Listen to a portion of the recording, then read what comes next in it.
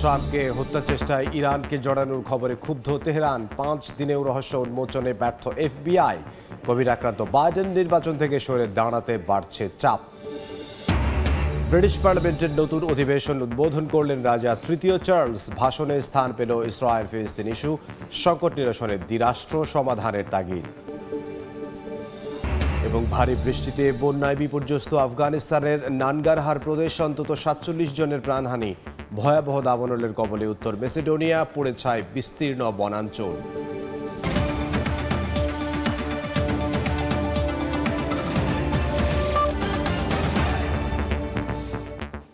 আন্তর্জাতিক সময়ের সঙ্গে আছি আমি ইমদাদুল হক। সাবেক মার্কিন প্রেসিডেন্ট ডোনাল্ড ট্রাম্পকে হত্যার ষড়যন্ত্রে জড়িত থাকার অভিযোগ প্রত্যাখ্যান করেছে ইরান। এদিকে কয়েকদিন পেরিয়ে গেলেও এখনও রহস্য উন্মোচন করতে পারেনি যুক্তরাষ্ট্রের কেন্দ্রীয় গোয়েন্দা সংস্থা এফবিআই। এরই মধ্যে ট্রাম্পের উপর হওয়া হামলায় ব্যবহৃত অস্ত্র নিষিদ্ধে কংগ্রেসকে আহ্বান জানিয়েছেন মার্কিন প্রেসিডেন্ট জো বাইডেন। যুক্তরাষ্ট্র থেকে এসে খবর জানাচ্ছেন হাসানুজ্জামান সাকি। যুক্তরাষ্ট্রের উইসকনসিন অঙ্গরাজ্যের মিলাওকিতে চলছে রিপাবলিকান দলের জাতীয় সম্মেলন। বৃহস্পতিবার রাতের ভাষণকে সামনে রেখে বুধবার মঞ্চ পরিদর্শন করেন দলের চূড়ান্ত প্রেসিডেন্ট প্রার্থী ডোনাল্ড ট্রাম্প। নিজেই ঘুরে ঘুরে দেখেন মঞ্চের চারপাশ। এদিনও তার কানে ব্যান্ডেজ দেখা যায়। পেনসিলভেনিয়ার নির্বাচনী প্রচারণায় ট্রাম্পকে হত্যা চেষ্টার ঘটনায় এখনো মার্কিন রাজনীতিতে চলছে নানা আলোচনা। 5 দিন পেরিয়ে গেলেও রহস্য উন্মোচন করতে পারেনি কেন্দ্রীয় গোয়েন্দা সংস্থা এফবিআই। এক সূত্রের বরাত দিয়ে মার্কিন সংবাদ মাধ্যম ফক্স নিউজ বলছে, সেদিনের হামলার প্রায় 1 ঘন্টা আগে হামলাকারীকে সন্দেহজনক ব্যক্তি হিসেবে মনে করেছিল নিরাপত্তা বাহিনী। ওই হামলার জন্য যুক্তরাষ্ট্রের সিক্রেট সার্ভিসের ব্যর্থতার অভিযোগ এনে বাহিনীর প্রধানের পদত্যাগের দাবি জানিয়েছেন মার্কিন সিনেটর ম্যাককনেল। জানা গেছে, হামলাকারী 20 বছর বয়সী থমাস ম্যাথিউ ক্রুক হামলার আগে অফিস থেকে ব্যক্তিগত প্রয়োজনের কথা বলে ছুটি নেন। সেদিন তার অফিস করার কথা থাকলেও কাজ আছে উল্লেখ করে ছুটির আবেদন করেন তিনি। 2020 সালে নিজেকে বেকার তালিকায় নাম লেখালেও পরবর্তীতে ব্যাথেল পার্কের নার্সিং অ্যান্ড রিহ্যাবিলিটেশন সেন্টারে চাকরি নেন থমাস। ডোনাল্ড ট্রাম্পকে হত্যা চেষ্টায় যে মডেলের রাইফেল ব্যবহার করা হয়েছিল সেই অস্ত্র নিষিদ্ধ করার জন্য কংগ্রেসকে নতুন করে আহ্বান জানিয়েছেন প্রেসিডেন্ট জো বাইডেন। মঙ্গলবার লাস ভেগাসে নাগরিক অধিকার গোষ্ঠী NAACPর একটি কনভেনশনে দেয়া বক্তব্যে বাইডেন বলেন, ডোনাল্ড ট্রাম্পকে গুলি করতে ব্যবহার করা হয়েছিল AR-15 মডেলের একটি অ্যাসল্ট রাইফেল। এই অস্ত্র যুক্তরাষ্ট্রে আরো বহু মানুষেরই প্রাণ কেড়েছে, যার মধ্যে আছে শিশুও। এখন সময় এসেছে এই রাইফেল নিষিদ্ধ করার। এদিকে যুক্তরাষ্ট্রের সাবেক প্রেসিডেন্ট ডোনাল্ড ট্রাম্পকে ইরান হত্যার ষড়যন্ত্র করেছে বলে মার্কিন গণমাধ্যমে খবর প্রকাশ হয়েছে, যদিও তা ক্ষুব্ধভাবে প্রত্যাখ্যান করেছে তেহরান। বুধবার দেশটির পররাষ্ট্র মন্ত্রণালয়ের মুখপাত্র নাসের কানানি বলেন, এই ধরনের হত্যা চেষ্টার কোনো ইচ্ছা ইরানের নেই, বরং ইরান আইনিভাবেই জেনারেল সুলাইমানি হত্যাকাণ্ডে জড়িত ডোনাল্ড ট্রাম্প সহ অন্যদের বিরুদ্ধে মামলা চালিয়ে যাবে। হাসানুজ্জামান সাকি, সময় সংবাদ, যুক্তরাষ্ট্র। এবার যুক্তরাষ্ট্রের প্রেসিডেন্ট নির্বাচন থেকে জো বাইডেনকে সরে দাঁড়ানোর আহ্বান জানালেন ডেমোক্রেটিক পার্টির প্রভাবশালী নেতা ও ক্যালিফোর্নিয়ার কংগ্রেসম্যান অ্যাডাম শিফ। এরই মধ্যে করোনা ভাইরাসে আক্রান্ত হয়েছেন বাইডেন। বাতিল হয়েছে তার পূর্ব নির্ধারিত নির্বাচনী প্রচারণা। যুক্তরাষ্ট্র থেকে বিস্তারিত জানাচ্ছেন লস্কর আল মামুন। মার্কিন যুক্তরাষ্ট্রের প্রেসিডেন্ট নির্বাচনের দৌড় থেকে জো বাইডেনের সরে দাঁড়ানোর দাবি ক্রমেই জোরালো হচ্ছে। তার উপর থেকে সমর্থন তুলে নিচ্ছেন একের পর এক ডেমোক্র্যাট নেতারা। এবার বাইডেনকে নির্বাচনী প্রতিদ্বন্দ্বিতা থেকে সরে দাঁড়ানোর আহ্বান জানালেন প্রভাবশালী ডেমোক্র্যাট নেতা ও ক্যালিফোর্নিয়া অঙ্গরাজ্যের কংগ্রেসম্যান অ্যাডাম শিফ। তিনি বলেন, জো বাইডেন নিঃসন্দেহে যুক্তরাষ্ট্রের ইতিহাসে একজন পরিণত প্রেসিডেন্ট। তবে নভেম্বরের নির্বাচনে ট্রাম্পকে তিনি পরাজিত করতে পারবেন কিনা তা নিয়ে গভীর উদ্বেগ রয়েছে। ট্রাম্পকে পরাজিত করতে হলে বাইডেনের পরিবর্তে ডেমোক্র্যাটদের অন্য প্রার্থীকে সমর্থন করা উচিত বলেও মন্তব্য করেন তিনি। ট্রাম্প দ্বিতীয় মেয়াদে প্রেসিডেন্ট হলে যুক্তরাষ্ট্রের গণতন্ত্রের ভিত্তি দুর্বল হয়ে পড়বে বলেও মনে করেন এই ডেমোক্র্যাট নেতা। একের পর এক ডেমোক্র্যাট নেতার এমন বক্তব্যে দলের ভেতরে বাইডেনকে নিয়ে দেখা দিয়েছে চরম মতবিরোধ। জোরালো হচ্ছে কোণঠাসা হয়ে পড়া বাইডেনের নির্বাচন থেকে সরে দাঁড়ানোর দাবি। এরই মধ্যে করোনা ভাইরাসে আক্রান্ত হয়েছেন ৮১ বছর বয়সী জো বাইডেন। বিষয়টি নিশ্চিত করে হোয়াইট হাউসের পক্ষ থেকে বলা হয়, সংক্রমণের লক্ষণ দেখা দেয়ায় বাইডেনের স্বাস্থ্য পরীক্ষা করা হয়। করোনা পজিটিভ হওয়ায় তার পূর্ব নির্ধারিত নির্বাচনী প্রচারণা বাতিল করা হয়। বার্ধক্যজনিত কারণে এমনিতেই নির্বাচন থেকে সরে দাঁড়ানোর চাপে রয়েছেন বাইডেন। এরপর কোভিড আক্রান্ত হওয়ায় সেই ঝুঁকি আরও বাড়ল বলে মনে করছেন অনেকে। লস্কর আল মামুন, সময় সংবাদ, ক্যালিফোর্নিয়া, যুক্তরাষ্ট্র। এবার রাঁধুনির খাতায় নাম লেখালো কৃত্রিম বুদ্ধিমত্তা সম্পন্ন রোবট।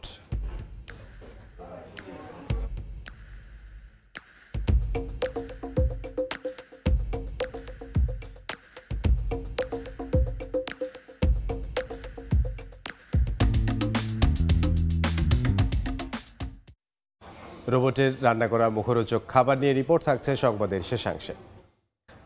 ব্রিটিশ পার্লামেন্টের নতুন অধিবেশন উদ্বোধন করেছেন ব্রিটেনের রাজা তৃতীয় চার্লস। উদ্বোধনী ভাষণে আগামী ১ বছর দেশ পরিচালনায় ব্রিটিশ সরকারের নানা পরিকল্পনার কথা তুলে ধরেন রাজা। এছাড়াও তিনি কথা বলেন উত্তপ্ত মধ্যপ্রাচ্য ও রাশিয়া ইউক্রেন ইস্যুতে। ইসরায়েল ফিলিস্তিন সংকট নিরসনে দ্বিরাষ্ট্র সমাধানের প্রতি জোর দেন রাজা তৃতীয় চার্লস।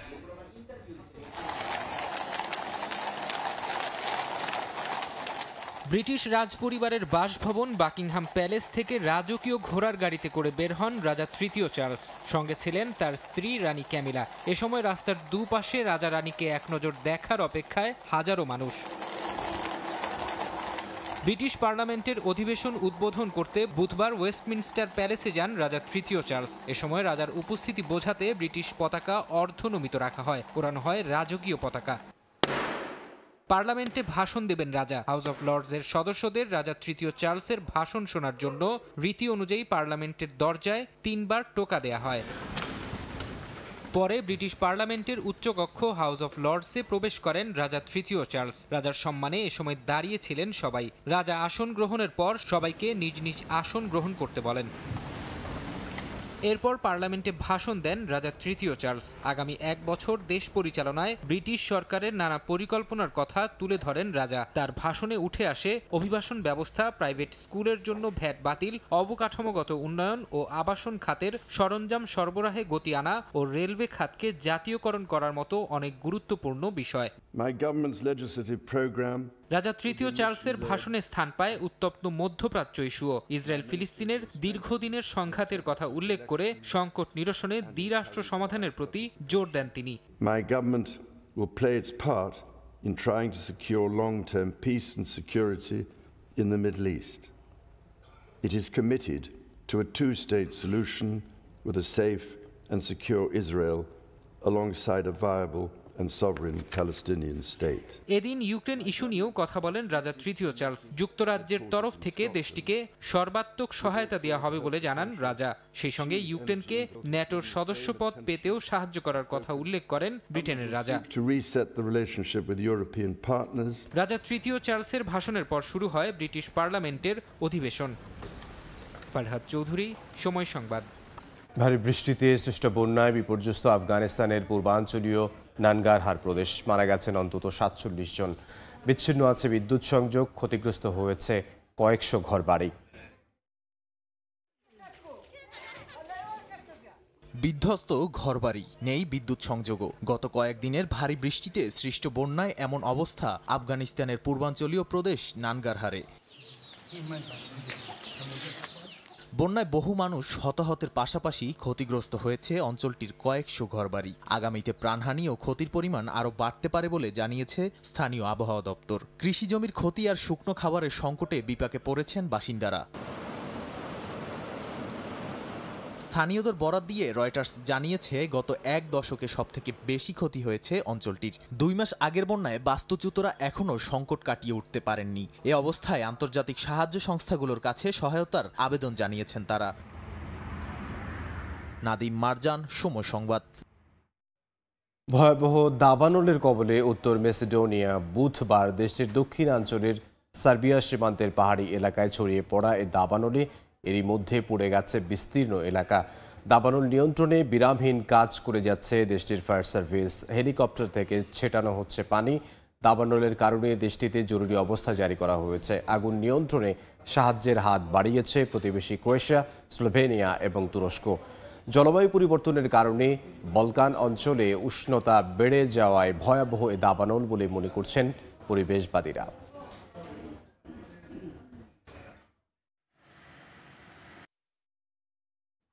দাবানল নিয়ে সতর্কতা জারি করেছেন বুলগেরিয়ার প্রধানমন্ত্রী গ্লাভচেভ। মঙ্গলবার দেশটির দক্ষিণ ও দক্ষিণ পশ্চিমাঞ্চলে কয়েকটি দাবানলের সূত্রপাত ঘটে। আগুন নেভাতে আপ্রাণ চেষ্টা চালাচ্ছে স্থানীয় বাসিন্দা ও স্বেচ্ছাসেবকরা। প্রধানমন্ত্রী নাগরিকদের তীব্র দাবদাহের মধ্যে অত্যন্ত সতর্ক থাকার আহ্বান জানান। ক্ষতিগ্রস্ত এলাকা পরিদর্শনকালে তাদের সঙ্গে কথা বলেন প্রধানমন্ত্রী। তার মতে আগুন নিয়ন্ত্রণে থাকলেও আবহাওয়ার অস্থিতিশীলতার কারণে সামান্য অসতর্কতার ফলেও ভয়াবহ অগ্নিকাণ্ড হতে পারে। বিশ্বের নানা দেশে যথাযথ ধর্মীয় মর্যাদা ও ভাব গাম্ভীর্যের মধ্য দিয়ে পালিত হলো পবিত্র আশুরা। ইরাকের কারবালায় ইমাম হোসেনের মাজারে ঢল নামে শিয়া মুসলমানদের। এছাড়াও ইরান, ভারত সহ দেশে দেশে নিজস্ব ঐতিহ্য ও রীতিতে দিনটি স্মরণ করেন লাখো মানুষ। ইরাকের কারবালা প্রান্তর, এখানেই শহীদ হন মহানবীর প্রিয় দৌহিত্র ইমাম হোসেন। সারা বিশ্বের ইসলাম ধর্মাবলম্বীদের জন্য দিনটি শোকের। প্রতি বছর নানা আয়োজনে বিশ্বের বিভিন্ন দেশে এই দিনটি স্মরণ করা হয়। পবিত্র আশুরা উপলক্ষে বুধবার ইরাকের কারবালায় ইমাম হোসেনের মাজারে ঢল নামে লাখো মানুষের। এই সময় আবেগাপ্লুত হয়ে পড়েন অনেকে। প্রচণ্ড দাবদাহ উপেক্ষা করেই জড়ো হন শিয়া মুসলমানরা। তাজিয়া মিছিলের মধ্য দিয়ে ইরানে শুরু হয় আশুরার কর্মসূচি। প্রতীকী তাঁবুতে আগুন ধরিয়ে দিয়ে কারবালার শোকাবহ ও হৃদয়বিদার ঘটনাকে স্মরণ করেন ইরানিরা। বিভিন্ন ধর্মীয় আচার পালন করেন তারা। এ সময় গাজা ইসরায়েলি বর্বরতা বন্ধের দাবি জানান অনেকে। নানা আয়োজনে পবিত্র আশুরা পালিত হয় ইয়েমেনেও। দিনটি উপলক্ষে রাজধানী সানার রাস্তায় নেমে আসে হাজারো হাউতি সমর্থক। গাজায় হামলার প্রতিবাদে যুক্তরাষ্ট্র ইসরায়েল বিরোধী স্লোগান দেন ইরান সমর্থিত গোষ্ঠীটির সদস্যরা। মধ্যপ্রাচ্যের আরেক দেশ আফগানিস্তানেও পবিত্র আশুরা পালনে নানা আয়োজন হাতে নেওয়া হয়। যদিও তালেবান প্রশাসন থেকে দিনটি পালনে বেশ কিছু বিধিনিষেধ জারি করা হয়েছে। আশুরা পালন করা হয় ভারতের জম্মু কাশ্মীরে।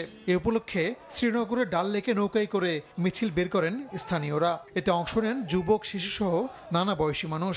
তাজিয়া মিছিল থেকে ফিলিস্তিনদের পাশে থাকার ঘোষণা দেওয়া হয়। फलस्तीन का फ्लैग नहीं है, ये पूरे मजलूम कौम का फ्लैग है। इस वक्त पूरे मुस्लिम उम्मत का फ्लैग है, जिनको बेरहमी से मारा जाता है। और हमारे कुछ हुक्मरान हैं मुसलमान जो छुप बैठ गए, आवाज़ नहीं उठा रहे हैं। तो हम यहाँ से फलस्तीन के मुजाहिदों को और वहाँ के लोगों को मैसेज देना चाहते हैं कि हम आप लोगों के साथ हैं। এছাড়াও আশুরা পালন করা হয়েছে পাকিস্তান, বাহরাইন, সৌদি আরব সহ বিশ্বের বিভিন্ন দেশে।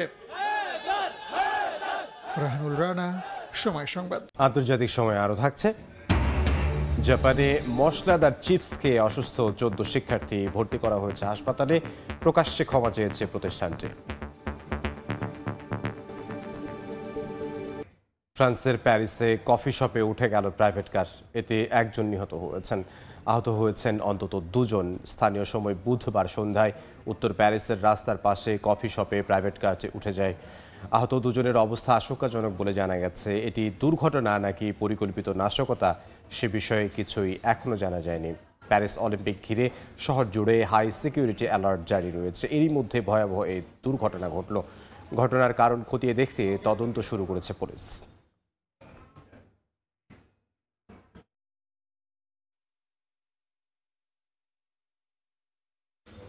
ওয়াটার কোয়ালিটি নিয়ে শঙ্কার মাঝে সেইন নদীতে সাঁতার কাটলেন প্যারিসের মেয়র।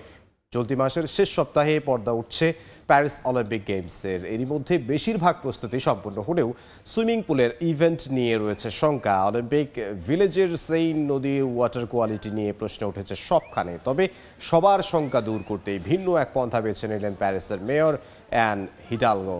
সুইমিংয়ের সব ইভেন্ট ভালোভাবে পরিচালনার জন্য উপযোগী এমনটা প্রমাণ করতে নিজেই সাঁতার কেটেছেন নদীতে। তার সঙ্গে ছিলেন অলিম্পিকের একজন শীর্ষ কর্তাও।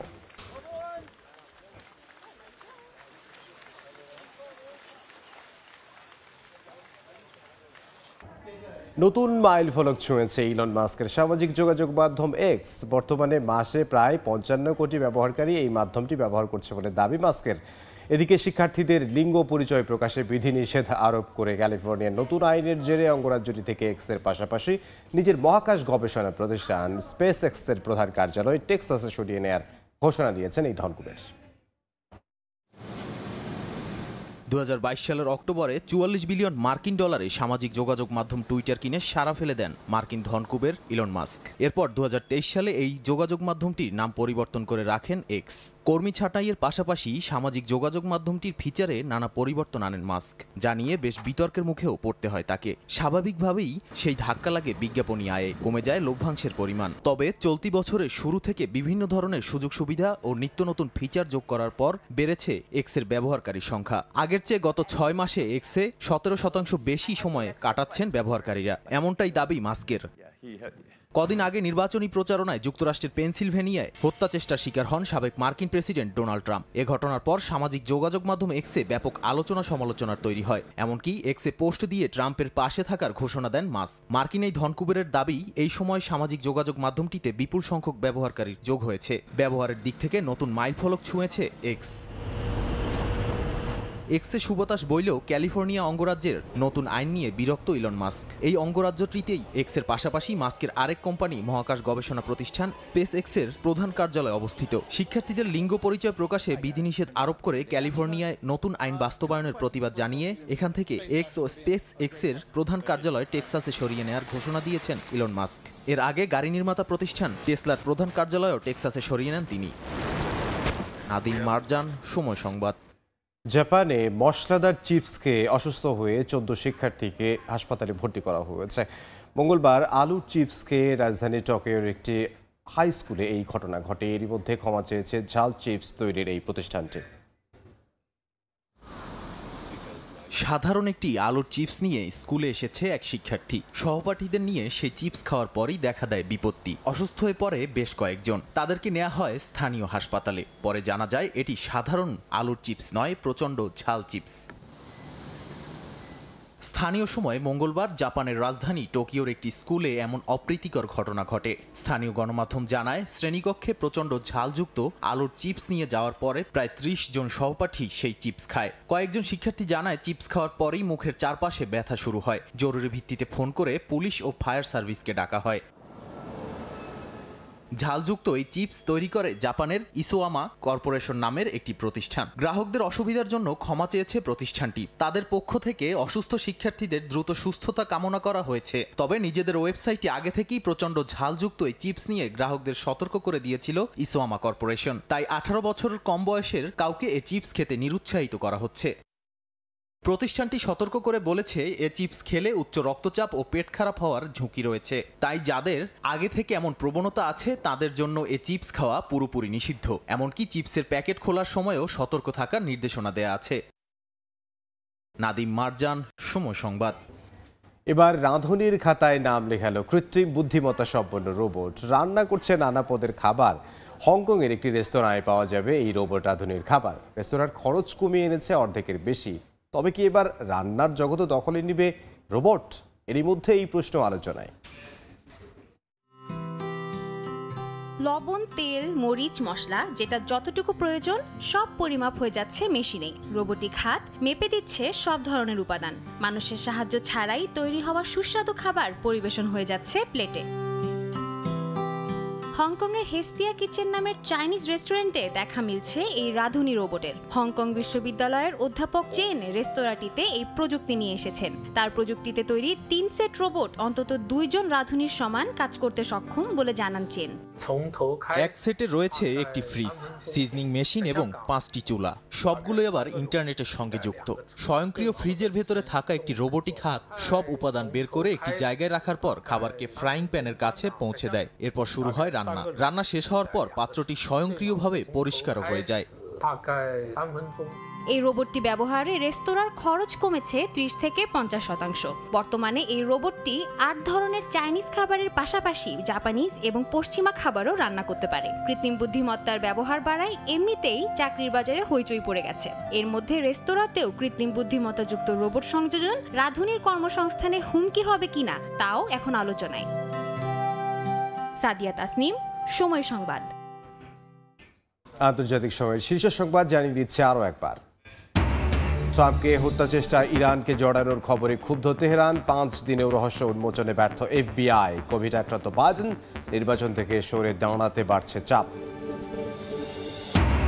ব্রিটিশ পার্লামেন্টের নতুন অধিবেশন উদ্বোধন করলেন রাজা তৃতীয় চার্লস। ভাষণে স্থান পেল ইসরায়েল ফিলিস্তিন ইস্যু, সংকট নিরসনে দ্বিরাষ্ট্র সমাধানের তাগিদ। এই ছিল আন্তর্জাতিক সময় সংবাদ নিয়ে ফিরছি কিছুক্ষণ পর, সঙ্গে থাকুন সময়ের।